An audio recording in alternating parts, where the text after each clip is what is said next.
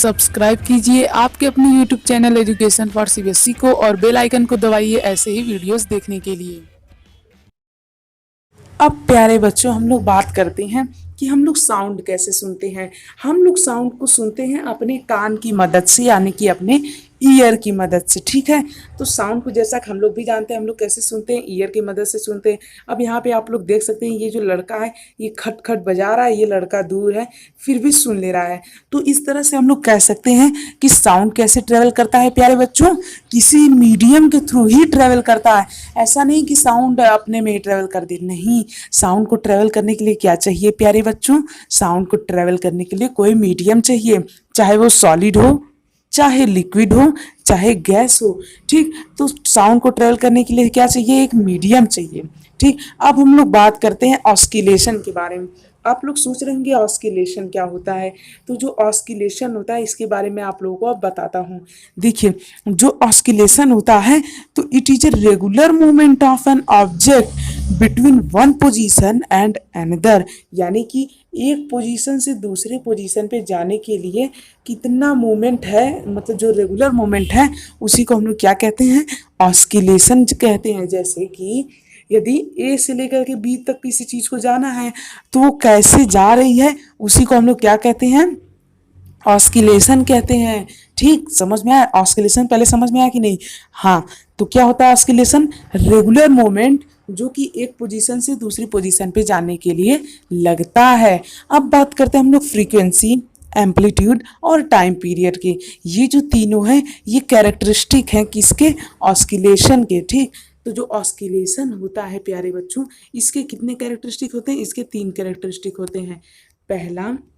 पहला हमारा जाता है फ्रीक्वेंसी, यानी कि कितने ऑस्किलेशन हुआ किसी भी एक बॉडी के द्वारा एक सेकेंड में, यानी कि एक सेकेंड में प्यारे बच्चों कितना ऑस्किलेशन। यदि आप लोग ऑस्किलेशन नहीं समझ में आ रहा है ना, तो आप लोग समझ लीजिए वाइब्रेशन और ऑस्किलेशन दोनों ही सेम ही चीज हैं। ठीक, तो वाइब्रेशन अब मैं यूज करता हूं ताकि आप लोग को और अच्छे समझ में आए। तो एक सेकेंड में कितना वाइब्रेशन हुआ उसी को हम लोग क्या कहते हैं, फ्रीक्वेंसी कहते हैं।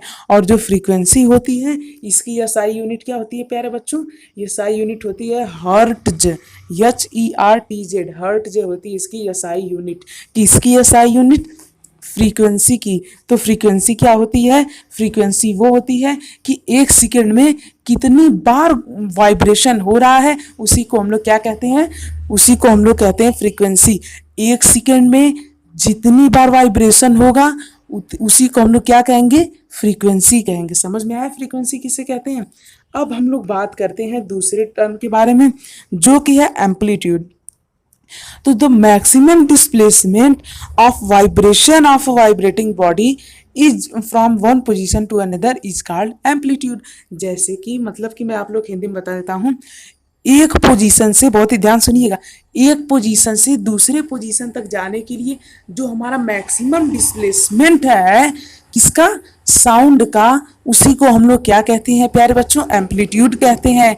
यानी कि कोई भी यदि वेव है वो मैक्सिमम में कितनी दूर तक जा रही है, यानी जो मैक्सिमम डिस्प्लेसमेंट है उसका, तो उसी को हम लोग क्या कहते हैं, एम्पलीट्यूड कहते हैं।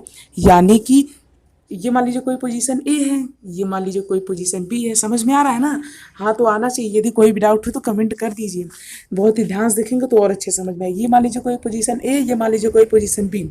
अब यहाँ से यदि बॉडी यहाँ तक जा रही है तो इसका मैक्सिमम डिस्प्लेसमेंट कितना हो सकता है, मतलब डिस्प्लेसमेंट मतलब समझ सकते हैं ना, मैक्सिमम दूरी यार।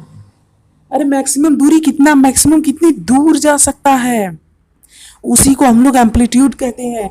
यानी कि अरे यार, और साधारण एग्जांपल, मान लीजिए एक बहुत मोटा लड़का है, एक बहुत मोटा लड़का है, वहीं पे एक बहुत पतला लड़का है। ठीक, अब मोटा लड़का कितनी सेब खा सकता है, मान लीजिए 10 सेब, और पतला लड़का सिर्फ 1 सेब। तो मैक्सिमम सेब पतला लड़का कितना खा सकता है, 1, और मैक्सिमम सेब मोटा कितना खा सकता है, 10।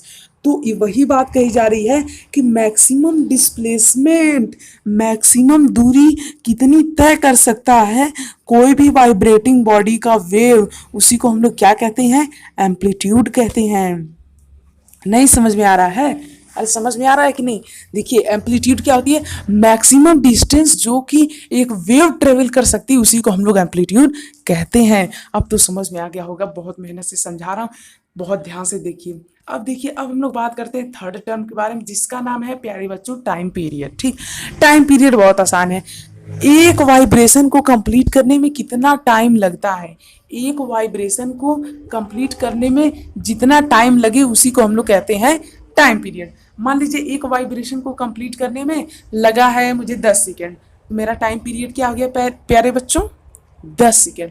क्लियर? तो समझ में आ रहा है ना? तो इस तरह से हम लोग इसे कैरेक्टरिस्टिक, मतलब कि जो हमने कैरेक्टरिस्टिक ऑफ ऑस्किलेशन देख लिया। तो फिर से एक बार समराइज कर देता हूँ, मुझे पता है कि आप लोग को कुछ दिक्कत होगी, बहुत ध्यान से देखिए तब समझ में आसानी से आ जाएगा। देखिए ऑस्किलेशन क्या होता है? वाइब्रेशन, बस कुछ नहीं। वाइब्रेशन, वाइब्रेशन क्या होता है? हे भगवान, वाइब्रेशन तो पता होगा ना, बहुत बच्चों को नहीं पता है तो मैं बता देता हूँ। वाइब्रेशन होता है झंझनाहट। अब ऐसे ऐसे जब कोई भी चीज़ झंझना रही है उसी को हम लोग कहते हैं वाइब्रेशन। ठीक, एक सेकेंड में कितना वाइब्रेशन हुआ उसे हम लोग क्या कहते हैं? फ्रीक्वेंसी। एक सेकेंड में 2 वाइब्रेशन मतलब 2 की फ्रीक्वेंसी। अच्छा, एक सेकेंड में यदि 15 वाइब्रेशन तो इसका क्या मतलब हुआ? मतलब कि 15 है उसकी फ्रीक्वेंसी। अच्छा, अब आप लोग फ्रीक्वेंसी बताइए एक बॉडी की, ठीक, जो कि एक सेकेंड में 20 वाइब्रेशन कर रही है। जाहिर सी बात है उसकी फ्रीक्वेंसी 20 हो जाएगी। अब मान लीजिए ऐसे 1 लाख वाइब्रेशन कर रही है एक सेकेंड में, तो उसकी फ्रीक्वेंसी कितनी हो जाएगी? 1 लाख हो जाएगी। इसमें क्या खास है? तो इस तरह से हम लोग फ्रीक्वेंसी को समझ सकते हैं। और एम्पलीट्यूड क्या अभी मैंने बताया? Maximum displacement. मोटा बच्चा 10 सेब खा सकता है, पतला बच्चा 1 सेब खा सकता है। तो इसका एम्पलीट्यूड क्या हुआ? 1। इसका एम्पलीट्यूड क्या हुआ? 10। इस तरह समझ सकते हैं। टाइम पीरियड, एक सेकेंड में कितना वाइब्रेशन हो रहा है, नहीं, एक वाइब्रेशन कंप्लीट करने में कितना सेकंड लग रहा है उसी को हम लोग क्या कहते हैं? Time period. अरे समझ में आ रहा है? बहुत मेहनत की है प्यारे बच्चों, प्लीज़ हमारे चैनल को सब्सक्राइब कर दीजिएगा। तो फटाफट चैनल सब्सक्राइब कर लीजिए। अब इंतजार किस बात का, और चैनल पर विजिट कीजिए ऐसी वीडियोज़ को देखने के लिए चैनल को जरूर से सब्सक्राइब कर लीजिए।